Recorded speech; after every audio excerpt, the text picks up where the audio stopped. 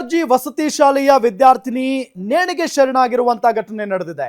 ಶಮಿತಾ ಅನ್ನೋ ವಿದ್ಯಾರ್ಥಿನಿ 15 ವರ್ಷದ ವಿದ್ಯಾರ್ಥಿನಿ ಹಾಸ್ಟೆಲ್ನಲ್ಲಿ ನೇಣು ಬಿಗಿದುಕೊಂಡು ಆತ್ಮಹತ್ಯೆಯನ್ನ ಮಾಡಿಕೊಂಡಿದ್ದಾರೆ. ಮೊರಾರ್ಜಿ ವಸತಿ ಶಾಲೆಯ ವಿದ್ಯಾರ್ಥಿನಿ ನೇಣಿಗೆ ಶರಣಾಗಿರುವಂತಹ ಘಟನೆ.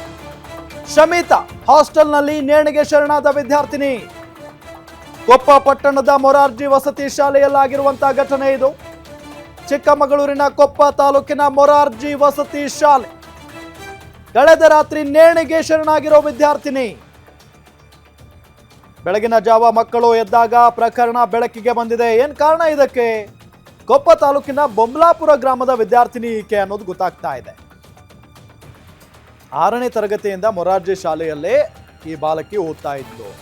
ಸಾವಿಗೆ ನಿಖರ ಕಾರಣ ಇನ್ನೂ ಕೂಡ ತಿಳಿದು ಬಂದಿಲ್ಲ. ಏನ್ ಕಾರಣ ಇದಕ್ಕೆ? ಕೊಪ್ಪ ಪೊಲೀಸ್ ಠಾಣೆಯಲ್ಲಿ ಪ್ರಕರಣ ದಾಖಲಾಗಿದೆ. ಮೊರಾರ್ಜಿ ವಸತಿ ಶಾಲೆಯ ವಿದ್ಯಾರ್ಥಿನಿ ನೇಣಿಗೆ ಶರಣಾಗೋದು ನಿಜಕ್ಕೂ ಕೂಡ ಇದು ಬಹಳ ನೋವಿನ ಸಂಗತಿ. ಇನ್ನೂ 15 ವರ್ಷ ವಯಸ್ಸಾಕೆಗೆ, ಇನ್ನೂ ಬಾಲಕಿ ಆಕೆ, ಶಮಿತಾ ಆಕೆ ಹೆಸರು. ಕೊಪ್ಪ ಪಟ್ಟಣದ ಮೊರಾರ್ಜಿ ವಸತಿ ಶಾಲೆಯಲ್ಲಿ ಇದ್ಲಂತೆ. ಚಿಕ್ಕಮಗಳೂರಿನ ಕೊಪ್ಪ ತಾಲೂಕಿನ ಮೊರಾರ್ಜಿ ವಸತಿ ಶಾಲೆಯಲ್ಲಿ ಓದ್ಕೊಂಡಿದ್ದಾಗ ಕಳೆದ ರಾತ್ರಿ ಈ ವಿದ್ಯಾರ್ಥಿನಿ ನೇಣಿಗೆ ಶರಣಾಗಿದ್ದಾಳೆ. ಬೆಳಗಿನ ಜಾವ ಮಕ್ಕಳು ಎಲ್ಲ ಎದ್ದಾಗ ಏಕಾಏಕಿಯಾಗಿ ಈಕೆಯನ್ನ ನೋಡಿದ್ದಾರೆ ಆತ್ಮಹತ್ಯೆ ಮಾಡಿಕೊಂಡಿರೋದು. ಎಲ್ಲರೂ ಕೂಡ ಬೆಚ್ಚಿ ಬಿದ್ದಿದ್ದಾರೆ.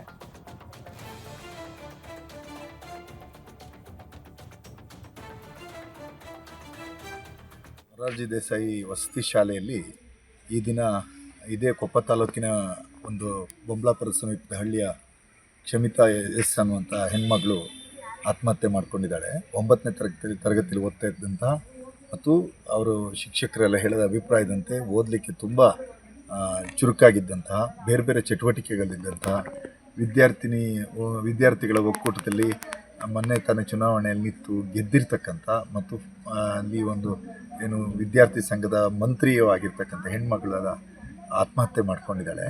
ಆತ್ಮಹತ್ಯೆಯ ಸ್ಥಳವನ್ನು ಎಲ್ಲ ಗಮನಿಸಿದಾಗ ಕಳೆದ ವರ್ಷವೂ ಸಹಿತ ಅದೇ ಜಾಗದಲ್ಲಿ ಅದೇ ಬಾತ್ರೂಮಿನ ಬಾಗಿಲಿಗೆ ಒಂದು ಘಟನೆ ನಡೆದು ಒಂದು ಹೆಣ್ಮಗಳು ಸಹ ಆತ್ಮಹತ್ಯೆ ಮಾಡಿಕೊಂಡಿದ್ದು, ಅದಕ್ಕೆ UDR ಆಗಿ ಅದು ತನಿಖೆಯಲ್ಲಿ ಅದು ವೈಯಕ್ತಿಕ ಕಾರಣಕ್ಕಾಗಿ ಆತ್ಮಹತ್ಯೆ ಅನ್ನುವಂಥದ್ದು ವರದಿ ಬಂದಿತ್ತಂತೆ.